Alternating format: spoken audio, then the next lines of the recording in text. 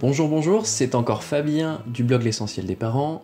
Aujourd'hui, j'aimerais vous parler des traumas engendrant des traumatismes et comment faire avec tout ça dans notre vie de tous les jours et en tant que parents.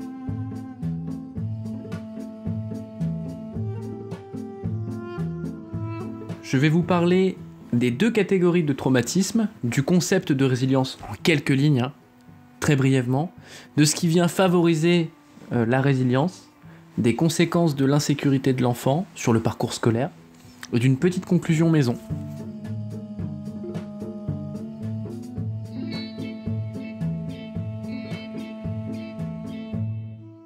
Donc tout d'abord, le trauma, c'est le choc. Et le traumatisme, c'est la conséquence de ce choc. Donc il en existe deux majeurs. Donc l'événement traumatisant, provoquant un trouble de stress post-traumatique, accident en tout genre, donc catastrophe, perte soudaine, ou le traumatisme complexe, qui est souvent associé au traumatisme prolongé et répété. Donc là, maltraitance, négligence, perturbation de l'attachement. Pour expliquer simplement, c'est une réaction émotive qui persiste, qui nous colle à la peau, dont on a beaucoup de mal à se séparer.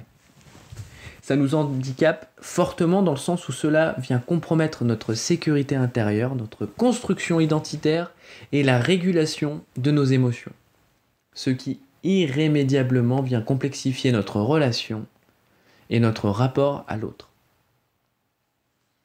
Le plus fréquent et ce qui nous pèse le plus le plus fréquent et ce qui nous pèse le plus, ce sont toutes les peurs qui y sont associées, avec parfois un sentiment de honte, d'impuissance et parfois de colère. Alors, je ne vais parler ici que de ce que je connais pour éviter de m'éparpiller et d'expliquer des choses que je ne connais pas vraiment. Donc voilà, finalement, ce qui nous intéresse ici, c'est comment s'en sortir, comment arrêter de souffrir, comment arrêter de lutter avec nous-mêmes et avec la vie. Donc, je ne peux pas vous parler de résilience sans vous parler de Boris Cyrulnik, puisque c'est le premier vulgarisateur de ce concept.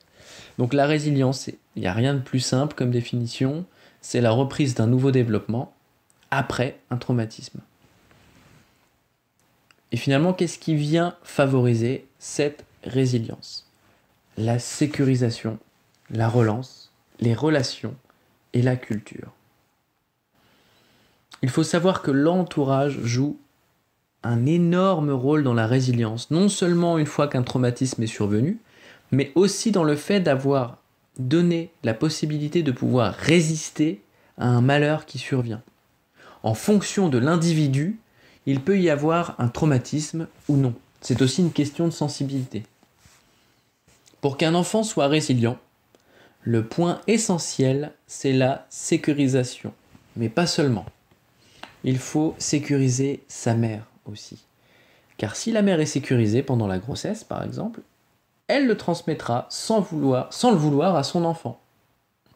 Une fois que le bébé naît, il lui faut une niche sensorielle favorable, structurée par la mère principalement, et par une autre personne, donc ça peut être le papa, la grand-mère, les métiers de la petite enfance, le foyer familial. Quand cet ensemble sécurise le bébé, une fois arrivé à l'école, il a déjà acquis le plaisir d'apprendre. Il y aura des stress, mais théoriquement, il le vivra plutôt bien. Ce qui nous intéresse, c'est si l'enfant a été vulnérabilisé à cause de divers paramètres tels que la mère qui a subi des stress, quand la niche sensorielle n'est pas favorable et que la sécurisation n'est pas présente. Ce qui est le plus récurrent, ce sont les violences conjugales, la précarité sociale. Et oui, la précarité sociale, c'est énorme. C'est de plus en plus fréquent et c'est assez terrible. Et oui, des parents psychiquement indisponibles pour jouer avec des bébés, des disputes quotidiennes, ça suffit pour venir insécuriser l'enfant. Et quelles sont les conséquences de ça à l'école ? Eh bien, en général, peur de l'école, difficulté à devenir de bons élèves, mauvaise gestion des émotions, par exemple. Donc, je l'ai déjà dit dans un précédent podcast, mais le cerveau est incroyable. il a une plasticité qui rend la résilience plus simple, surtout entre 0 et 5 ans, mais même après.